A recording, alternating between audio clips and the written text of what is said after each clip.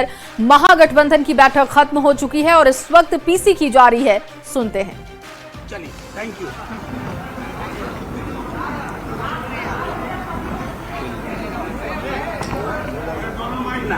तो देखिए, ये प्रेस कॉन्फ्रेंस चल रही थी क्योंकि महागठबंधन की आज बैठक बुलाई गई थी। तमाम बड़े नेता पहुंचे हुए थे। बैठक खत्म होने के बाद प्रेस कॉन्फ्रेंस करते हुए ब्रीफ किया गया कि आखिर बैठक में क्या चर्चा हुई है आगे की रणनीति को लेकर। और आप इस वक्त देख रहे हैं मनोज झा, जो कि आरजेडी के राज्यसभा सांसद हैं, वो ब्रीफ कर रहे थे कि गठबंधन की बैठक में क्या कुछ हुआ। उद्देश्य था कि बेहतर समन्वय के साथ संवाद पर काम करना, और ये जो बेहतर समन्वय के साथ संवाद है वो हमारी कार्यप्रणाली में, मुद्दों में, साथ ही साथ नेताओं के अलावा जमीन तक उसको ले जाना, ताकि जो बदलाव की बयार है बिहार में उसको एक सही दिशा मिल सके। तमाम लोगों ने कहा कि अब ये प्रक्रिया इस प्रकार से, जैसे आज बैठक यहां हुई, अब जिला स्तर, ब्लॉक स्तर, यहां तक कि कई साथियों का ये मानना था कि पंचायत स्तर तक सारे गठबंधन दल इंडिया अलायंस के अपनी कार्यशैली, अपने मुद्दे, अपने विवेक में इस बात का ख्याल रखेंगे। तो देखिए, आप सुन रहे थे मनोज झा को। उनका कहना है कि महागठबंधन की बैठक सफल रही और बैठक में ये हमने चर्चा की कि आगे की रणनीति क्या होगी, क्योंकि चुनावी साल है और ऐसे में कैसे आगे बढ़ना है, चाहे सीट शेयरिंग का फॉर्मूला हो, सीएम फेस को लेकर हो, और कार्यकर्ता कैसे जमीन पर उतरेंगे, जनता से कैसे कनेक्ट करेंगे, क्या कार्यक्रम पार्टी की तरफ से हो सकती है, इन तमाम चीजों की वो जानकारी दे रहे थे। और वहीं महागठबंधन की बैठक को केंद्रीय मंत्री लल्लन सिंह ने टाई फिश बता दिया है। लल्लन सिंह ने महागठबंधन कुछ नहीं है ये बात कही। लल्लन सिंह ने बाढ़ के मोकामा में भगवान परशुराम की पूजा अर्चना की। केंद्रीय मंत्री ने कहा कि परशुराम मंदिर और मोकामा के विकास के लिए वो संकल्पित हैं। सर, एक लाइन और, महागठबंधन की बड़ी बैठक आज पटना में चल रही है, क्या कहें? महागठबंधन वालों से पूछिए, महागठबंधन कुछ नहीं है, ऐसे ही टाटा फिश। तो महागठबंधन की बैठक को लेकर राजनीति भी गर्म है। एनडीए के नेताओं ने महागठबंधन की बैठक को नाटक बता दिया। साथ ही ये भी कहा कि विपक्ष के पास कोई मुद्दा नहीं। विपक्ष आज मुद्दा विहीन हो चुका है। माननीय प्रधानमंत्री मोदी जी के मास्टर स्ट्रोक जातीय जनगणना की घोषणा के बाद दरअसल इनके पास कोई मुद्दा नहीं बचा। ये असमंजस की स्थिति में है।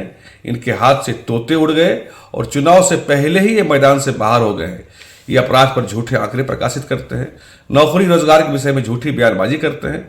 सबका भंडाफोड़ हो गया, ये मुद्दा विहीन हो चुके हैं। तो आज की बैठक में ये फिर से वही नीतियां बनाएंगे कि कैसे जनता में भ्रम फैलाया जाए।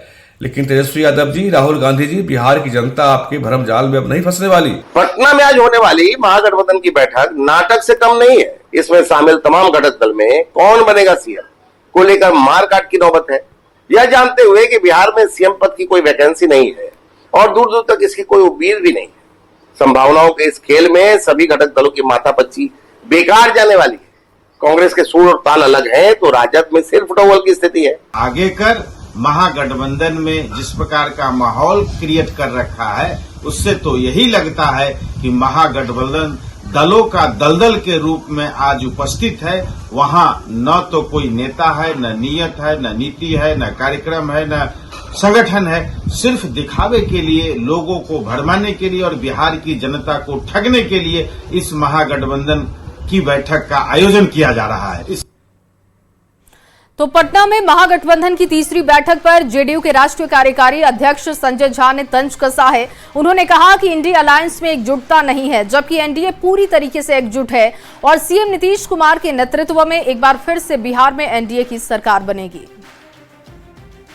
कहाँ इंडिया अलायंस में, तो लोकसभा में देख लिए, उसके बाद जितने अलायंस में लोग थे सब तो अपने अपने तरीके से लड़ रहे हैं।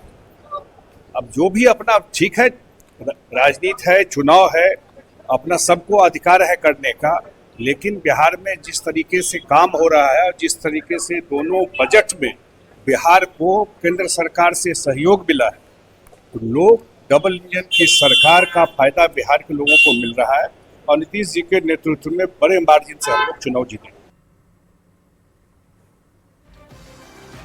विधानसभा चुनाव को देखते हुए केंद्रीय मंत्रियों का बिहार दौरा शुरू हो चुका है और इसी कड़ी में केंद्रीय राज्य मंत्री बीएल वर्मा का पटना आना भी हुआ। इस दौरान उन्होंने महागठबंधन की बैठक पर जमकर हमला किया और दावा किया कि 2025 के विधानसभा चुनाव में एनडीए को शानदार जीत मिलेगी।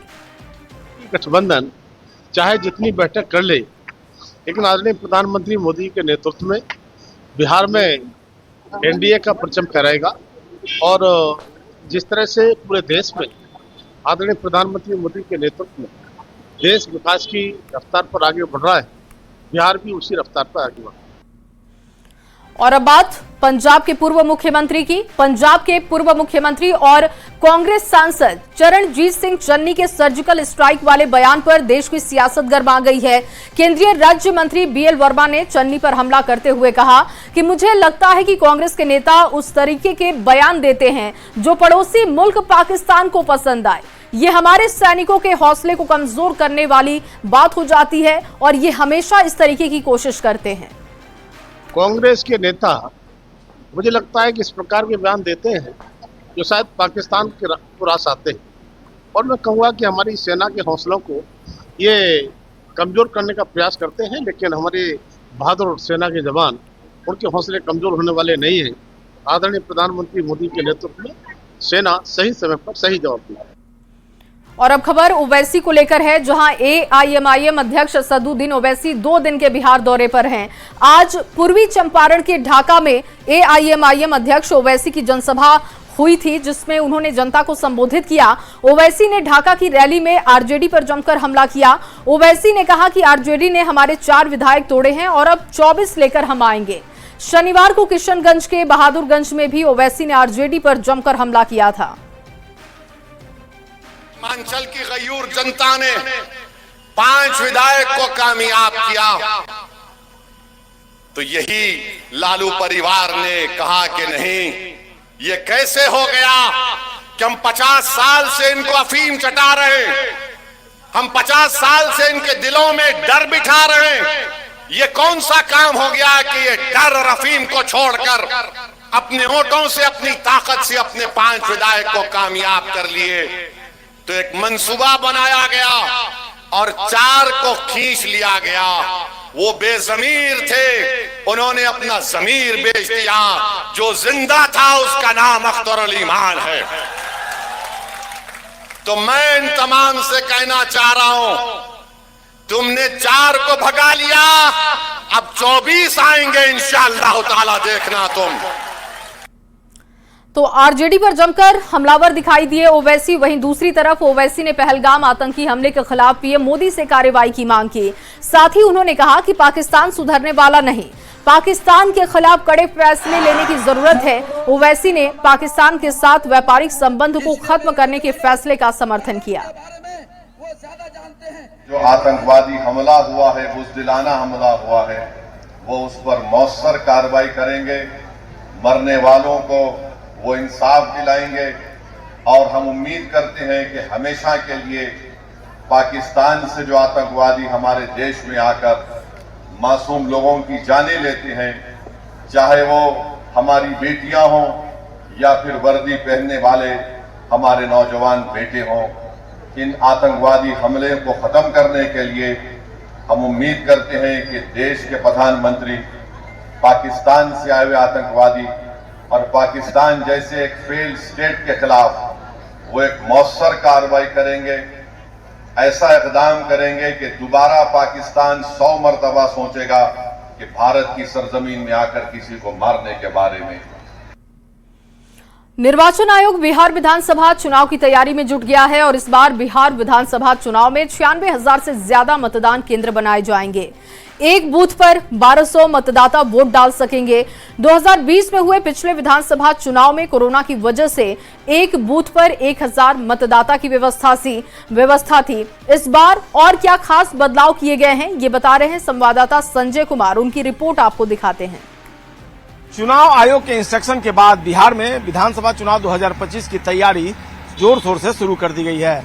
निर्वाचन आयोग ने अब सबसे पहले फर्स्ट फेज में एक बूथ पर कितने मतदाता होंगे इसको लेकर तैयारी शुरू की है और जो तय किया गया है उसके अनुसार 2025 के विधानसभा चुनाव में एक बूथ पर 1200 मतदाता अपना वोट कास्ट कर सकेंगे। करीब 96,000 मतदान केंद्रों के गठन की तैयारी की जा रही है। निर्वाचन विभाग की माने तो किसी बूथ पर 1200 से अधिक मतदाता होने की स्थिति में सहायक मतदान केंद्र बनेगा। यह मतदान पूर्व तैयारी होने वाली अंतिम मतदाता सूची के आधार पर तय किया जाएगा। जिला निर्वाचन पदाधिकारी सह जिलाधिकारी की ओर से बूथों के गठन करने के बाद बिहार के मुख्य निर्वाचन पदाधिकारी द्वारा उसकी समीक्षा कर इसकी अनुशंसा चुनाव आयोग को भेजी जाएगी। निश्चित तौर पर जो ये तैयारियां की गई है वो चुनाव आयोग के निर्देशानुसार की गई है और बिहार के मुख्य सचिव की अध्यक्षता में हुई बैठक के बाद बूथों के गठन को लेकर स्थल एवं भवनों के निरीक्षण एवं आवश्यक सुविधाओं की उपलब्धता सुनिश्चित की जा रही है। इसमें सभी बूथों के समीप पथ का निर्माण जो है बिजली, पेयजल, शौचालय, छायादार स्थल समेत सभी सुविधाओं की मुकम्मल व्यवस्था होगी, इसका ध्यान रखा जा रहा है। सभी जिलों में जिला निर्वाचन पदाधिकारी सह जिलाधिकारी की निगरानी में इसे पूरा किया जा रहा है। इन सभी बूथों पर मॉडल 3 ईवीएम के माध्यम से चुनाव कराए जाएंगे। इसके पहले भी कोरोना के दौरान 2020 में जब विधानसभा का चुनाव संपन्न हुआ था तब कुल 1,06,342 बूथों का गठन किया गया था। कोरोना काल के दौरान देश में पहली बार बिहार में चुनाव हुआ था और आयोग के निर्देश पर इस तरह की व्यवस्था की गई थी कि एक बूथ पर 1,000 ही मतदाता होंगे। लोकसभा चुनाव 2024 की अगर बात कर लें तो इस दौरान राज्य में कुल 77,462 बूथ बनाए गए थे। इनमें 77,392 मतदान केंद्र एवं 70 सहायक मतदान केंद्र बनाए गए थे। इस लोकसभा चुनाव में प्रति बूथ पर 1500 मतदाताओं को वोट कास्ट करने की सुविधा प्रदान की गई थी। तो निश्चित तौर पर अब बिहार विधानसभा चुनाव की जो तैयारियां चल रही है उसमें इस बात का ध्यान रखा जा रहा है कि हर बूथ पर 1200 मतदाता जो हैं अपना वोट कास्ट करेंगे। हालांकि 2015 के वर्ष को अगर याद कर लें तो 1500 मतदाताओं पर एक बूथ तैयार किया गया था और 2019 के लोकसभा चुनाव में भी प्रति बूथ पर 1500 मतदाताओं को वोट कास्ट करने की सुविधा दी गई थी। इस बार यह संख्या जो है 1200 रहेगी और इसी को लेकर मुकम्मल तैयारी जो है अब की जा रही है। कैमरा पर्सन दीपक कुमार के साथ संजय कुमार, न्यूज 18 पटना। और अब खबर पूर्णिया से, जहां एयरपोर्ट से जून जुलाई में हवाई सेवा शुरू हो सकती है। मंत्री लेसी सिंह ने बताया कि इसके लिए तेजी से काम हो रहा है। हवाई सेवा शुरू होने से सीमांचल और कोसी के लोगों को बड़ी राहत भी होगी।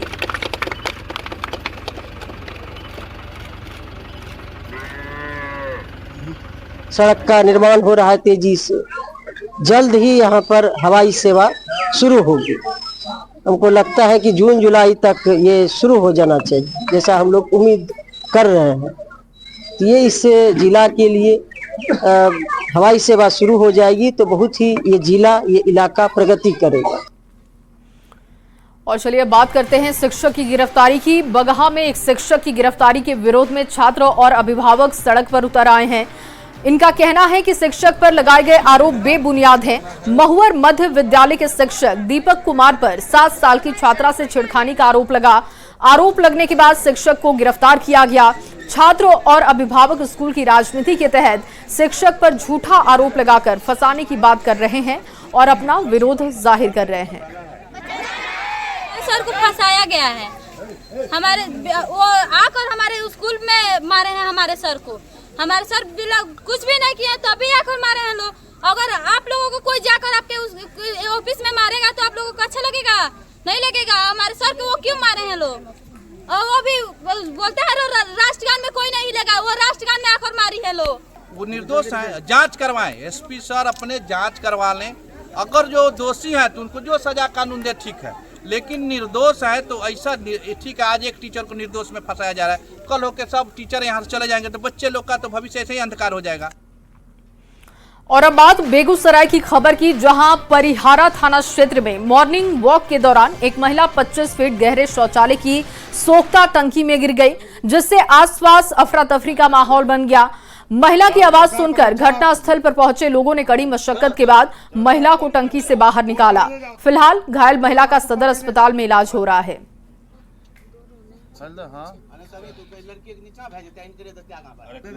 सुबह सुबह मॉर्निंग वॉक के क्रम में मेरे ग्रामीण पड़ोसी सोनी देवी पति संतोष पोद्दार, वार्ड नंबर 7, 25 फीट गहरा सोख्ता में गिर गई। जानकारी पश्चात हम लोग वहाँ पहुँचे। ग्रामीणों के सहयोग से खासकर आदम साहस का परिचय मनीष कुमार पिता महेंद्र महतो द्वारा दिया गया, जो अंदर जाके और सोनी देवी को बाहर निकाला है। और बिहार में आज से खेलो इंडिया यूथ गेम्स के मुकाबले शुरू होंगे। बिहार में पहली बार खेलो इंडिया यूथ गेम्स हो रहा है। पटना, राजगीर, गया, भागलपुर और बेगूसराय में मुकाबले खेले जाएंगे। देश भर के 10,000 से ज्यादा खिलाड़ी 28 खेलों के मुकाबले में हिस्सा लेंगे। पटना के पाटलिपुत्र स्पोर्ट्स कॉम्प्लेक्स में कई खेलों का आयोजन किया जाएगा। पाटलिपुत्र स्पोर्ट्स कॉम्प्लेक्स भव्य तरीके से सजाया गया है। सीएम नीतीश कुमार खेलो इंडिया यूथ गेम का उद्घाटन करेंगे।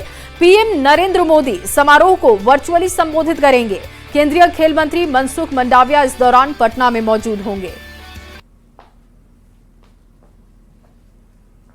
Today, Bihar is all set to host the 7th edition of Khelo India Youth Games, and it's a very big platform for Bihar to establish that Bihar is slowly emerging as a super powerhouse in the arena of sport.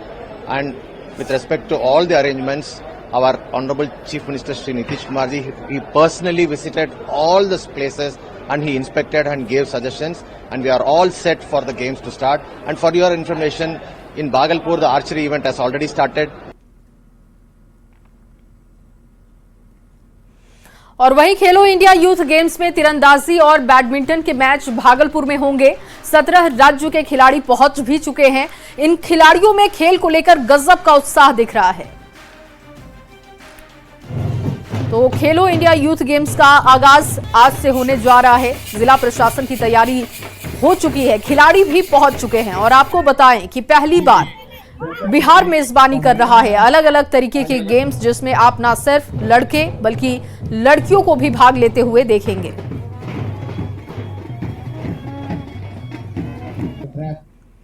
देखिए, खेलो India youth games की मेजबानी इस बार बिहार कर रहा है और आज उसका उद्घाटन होना है। आज से 15 मई तक खेलो इंडिया गेम्स के तहत कई खेल पटना के पाटलिपुत्र स्पोर्ट्स कॉम्प्लेक्स में खेले जाएंगे। आज पहले दिन वॉलीबॉल मैच की शुरुआत हो गई है, जहां 16 टीम एक दूसरे के खिलाफ मैच खेलते हुए नजर आ रहे हैं। गुजरात और केरला के बीच महत्वपूर्ण मुकाबला देखने को मिला। जायजा लिया संवाददाता विनीता मिश्रा ने, आपको उनकी रिपोर्ट दिखाते हैं। खेल के रंग बिहार के संग, इसी थीम पर इस बार खेलो इंडिया यूथ गेम की मेजबानी बिहार कर रहा है। आज उद्घाटन कार्यक्रम है और आज से ही पटना के पाटलिपुत्र स्पोर्ट्स कॉम्प्लेक्स में वॉलीबॉल मैच का शुभारंभ हो गया है। यहाँ देख सकते हैं इंडोर स्टेडियम में बालिका वर्ग एक दूसरे के खिलाफ मैदान में है और यहाँ पर मुकाबला केरला और गुजरात के बीच खेला जा रहा है। हालांकि आज पहले दिन उद्घाटन का कार्यक्रम भी है और साथ ही साथ वॉलीबॉल का शुभारंभ भी हो गया है।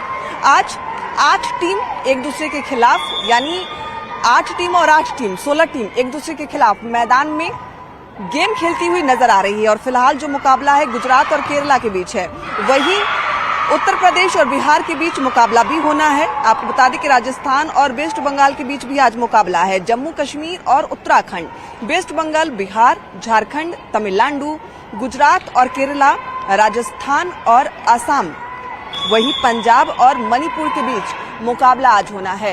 ये तीसरा बालिका वर्ग का मुकाबला है। बालक और बालिका दोनों टीम राजधानी पटना में वॉलीबॉल के मुकाबले में पहुंचे हुए हैं। यूं तो कई गेम पटना के पाटलिपुत्र स्पोर्ट्स कॉम्प्लेक्स में खेलो इंडिया के तहत खेले जाएंगे। 4 तारीख से यानी आज से 15 मई तक खेलो इंडिया यूथ गेम चलने वाला है, जिसमें सिर्फ पटना ही नहीं बल्कि गया, राजगीर, बेगूसराय, भागलपुर में भी मुकाबला होना है। और इन मुकाबलों को देखने के लिए यहाँ देख सकते हैं जो खेल प्रेमी हैं, दर्शक हैं, वो यहाँ आए हुए हैं। दूर दूर से दर्शक यहाँ आ रहे हैं क्योंकि पहली बार खेलो इंडिया यूथ गेम्स की मेजबानी बिहार कर रहा है और वॉलीबॉल का मुकाबला भी इंडोर स्टेडियम में नजर आ रहा है। गुजरात और केरला टीम एक दूसरे के खिलाफ मैदान में है और उनको चीयर करने के लिए दर्शकों की तादाद भी काफी नजर आ रही है। लगभग सारी कुर्सियां फुल हो गई है। जैसे जैसे दिन बढ़ेगा वैसे वैसे मैच का मुकाबला और देखने को मिलेगा, क्योंकि कई सारे मुकाबले पटना के पाटलिपुत्र स्पोर्ट्स कॉम्प्लेक्स में देखने को मिलेंगे। आज पहला दिन है, उद्घाटन होना है और आज से ही वॉलीबॉल मुकाबले की शुरुआत भी हो गई है। कैमरामैन सुबोध के साथ विनीता मिश्रा, न्यूज़ 18 पटना। खेलो इंडिया के तहत बेगूसराय को भी इस बार मेजबानी करने का अवसर मिला है। 8 महिला और 8 पुरुष मिलाकर कुल 16 टीम फुटबॉल टूर्नामेंट में भाग लेगी। टूर्नामेंट के आयोजन के लिए IOCL स्टेडियम और तेघरा प्रखंड स्थित यमुना भगत स्टेडियम को चिन्हित किया गया है, जहां पर खेलों का आयोजन होगा।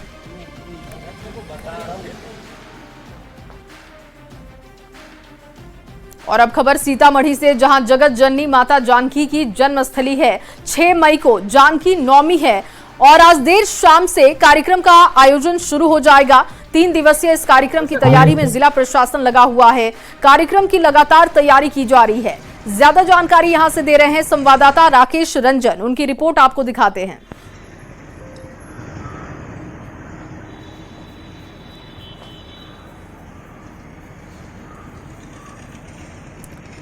तो 3 दिवसीय कार्यक्रम की तैयारी शुरू हो चुकी है और आज से कार्यक्रम का आगाज होने वाला है। आपको बता दें कि जानकी नवमी है, जिसको लेकर तैयारी की जा रही है।